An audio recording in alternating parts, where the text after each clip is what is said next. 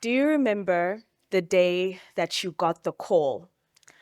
The call that taught you that emotions can be very heavy to carry. The call that taught you that screams have weight. I do. My family and I got the call on October 3rd, 2022, that my brother's body had been found. And just like that, in seconds, my heart went through hypertrophy, meaning it increased in mass and it became too heavy to carry. One commonly descriptive word used for grief is heavy. People would say, "What a heavy loss." Other words that they would use is difficult and challenging. It was difficult losing my brother. It was challenging trying to make sense of his sudden absence. Difficult and challenging were words that became my new companions, or so I thought. As someone who spends a lot of time in the gym, it quickly dawned on me that the words difficult and challenging were already part of my life before my brother took his. I trained my body to be strong enough to carry the challenge of weights. I trained my muscles to contort into difficult positions. And so my body was used to the experience of the words difficult and challenging, but my emotions were not. So I thought about it. What if my emotions could be trained the same way my skeletal muscles had been trained? I decided 4 months after this tragic loss to quantify grief in terms of weights. I decided that the grief of losing my brother felt very much like the first time I did a deadlift, 20 kilograms at a kettlebell. I asked myself, what is the weight of grief? It was in answering this question that I decided that the deadlift, 100 kilograms, made sense of what it felt like to lose my brother. It was an unattainable goal, or was it really? So I thought about 3 things as I began training to do a 100 kilogram deadlift within a year. 3 things came to mind. 1, movement strengthens muscles. Can it strengthen emotions? 2, movement heals muscles. Can it heal emotions?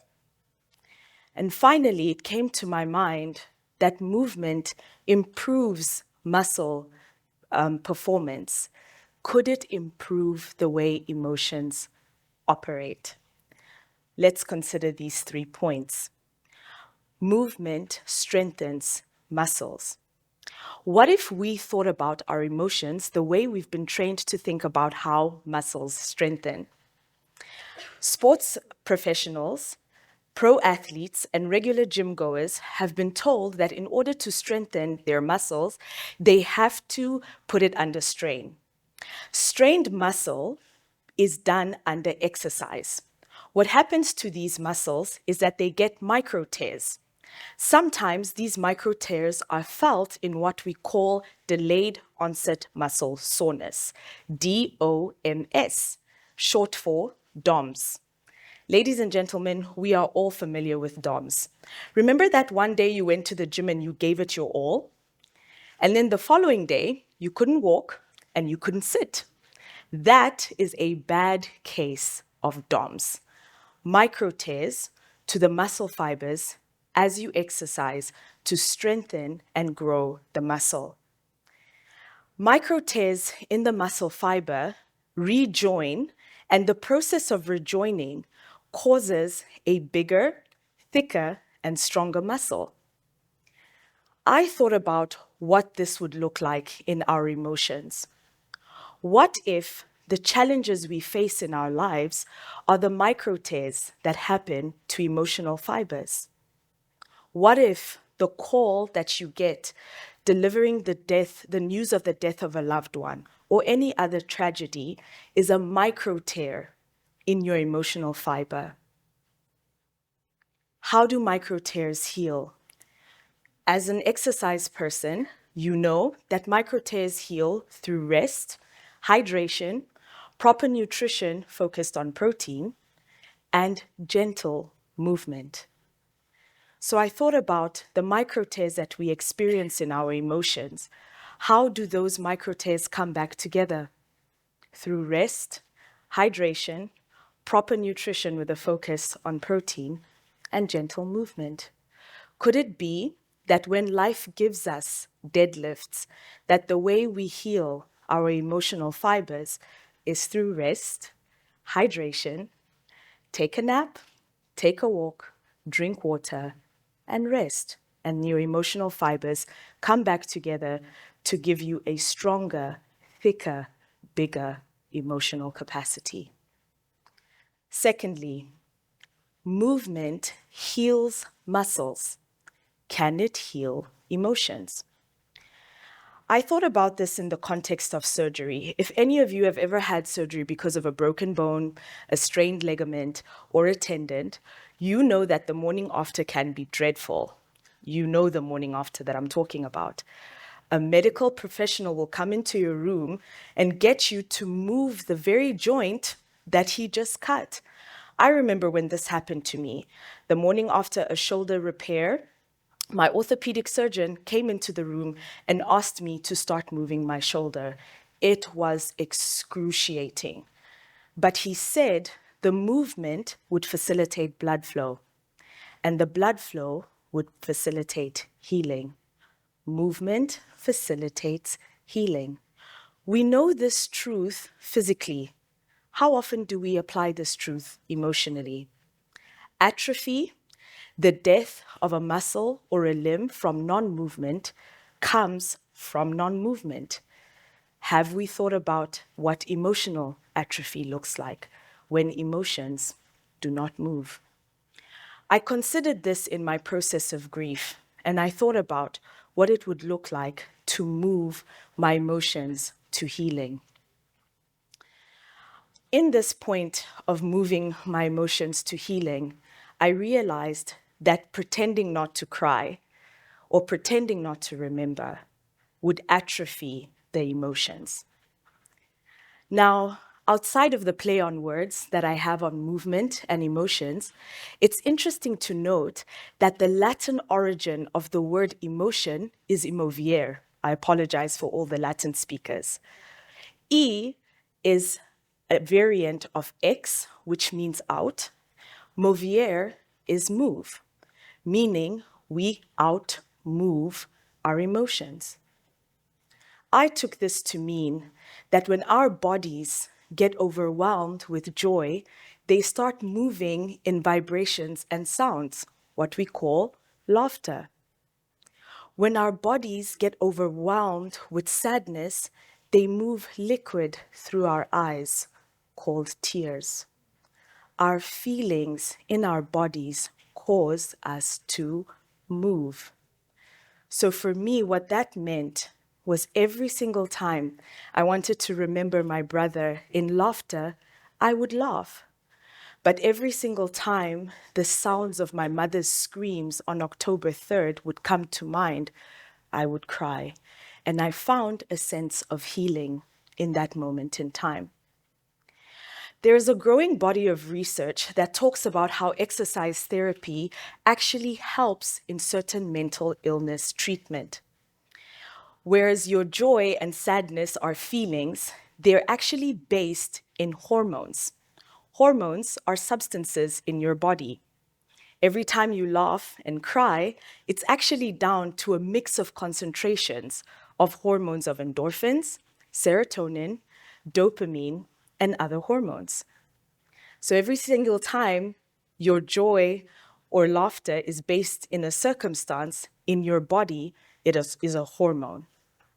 The research looks at how exercise therapy affects how your hormone pathways move in your body. That people who exercise a lot seem to have higher concentrations of endorphins, our happy hormone. So I thought about this.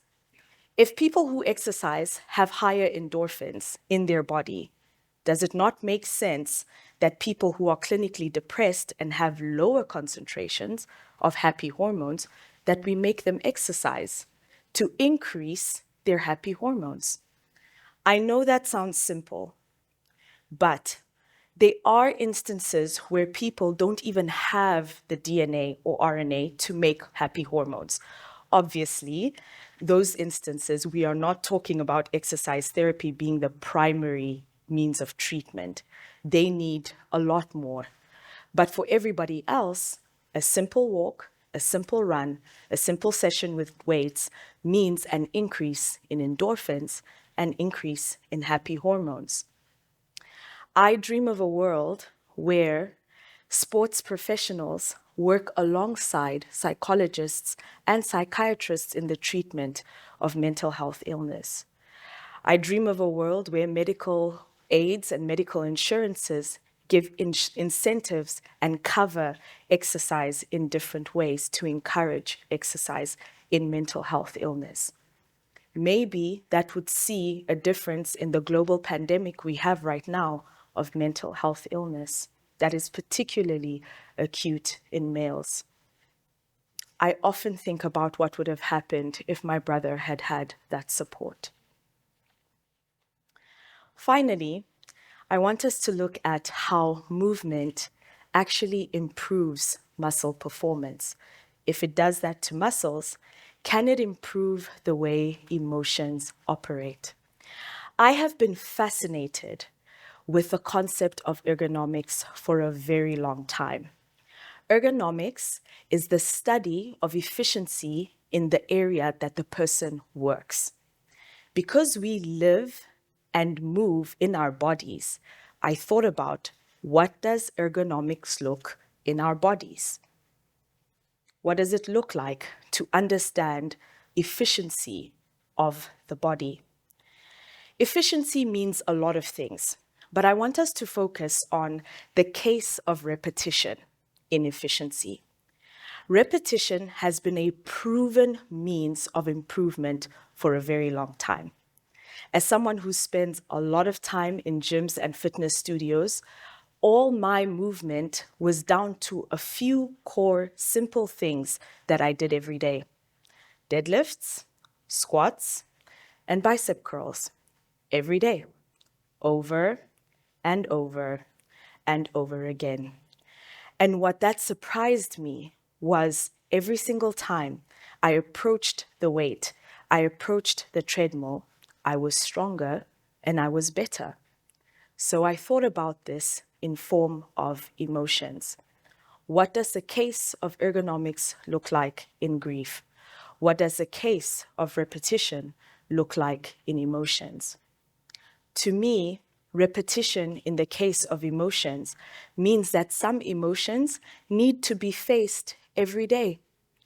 And as you face them every day, they get lighter and lighter to lift because you get stronger and stronger to lift them. But how many of us avoiding the gym because we are scared of it, and like me, avoiding emotion because it seems too overwhelming? I can tell you there were many times I thought I would never smile again after that call. I can tell you there were many times that I thought I would never be okay again. So what did I do? I avoided the emotion. Avoidance negatively impacts efficiency. What needs to happen is we need to be strong enough to face the barbell every day. We need to be strong enough to face our pain every day. Now, you would think that efficiency means perfection, and that is not true. Efficiency means minimal waste. What does that look like in the context of exercise? What does that look like in the context of emotions? With exercising, my dream of lifting a 100 kilogram weight came with many different elements. What it meant was learning how to work on my grip strength, which I interestingly found out The more your grip strength increases, the better you age. What it also meant was learning that on the days that I did not sleep well, I could not lift that barbell. That is what it meant in the context of exercising. In the context of grief, ergonomics was that there were days I could look at pictures of my brother, and then there were days I could not look at pictures of my brother. So ergonomics, efficiency, does not mean perfection. It means minimal waste. The days you can look at the picture, go ahead. The days you cannot, don't force yourself. The days I didn't sleep well, I didn't pick up the barbell. What I would do is I would go onto the treadmill instead and do a brisk walk. I incorporated what it looked and felt like to be efficient in my emotions and to be efficient in my body. I know that it seems like I'm belittling the pain and trauma that a lot of us have felt. I want you to know that I was in a state of unhinged heaviness for a very, very long time. But what is important to recognize in those moments is the principles that we learn from how muscle fiber micro tears heal. You rest, you drink water, you have a good meal, and you take a gentle walk. Some days, movement is stillness, you breathing. That's all that you can manage. And other days, movement is approaching the barbell and lifting it up. I believe that there is a power in every day. I believe that there is a power in every day.